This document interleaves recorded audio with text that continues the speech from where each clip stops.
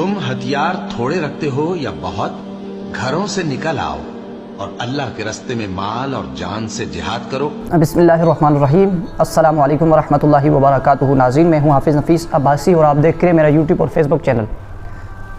कुरान में अल्लाह ताला ने फरमाया है, यहूद व नसारा को दोस्त मत बनाओ, ये तुम्हारे दोस्त नहीं हो सकते, ये आपस में एक दूसरे के दोस्त नहीं। ये यहूदी, ये काफर, ये सिख, ये हिंदू, ये आपस में एक दूसरे के दोस्त नहीं, ये तुम्हारे दोस्त कभी नहीं हो सकते।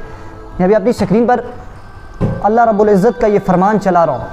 ये समात फरमाएं तर्जुमे के साथ कि अल्लाह ताला ने मुसलमानों को क्या हुक्म दिया है।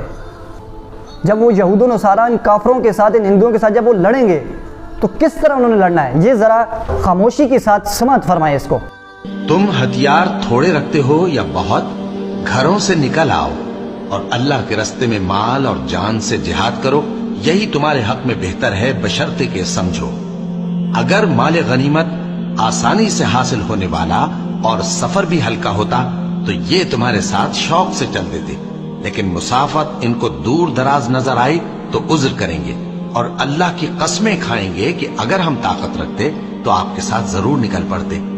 ये इस तरह अपने आप को हलाक कर रहे हैं और अल्लाह जानता है कि ये झूठे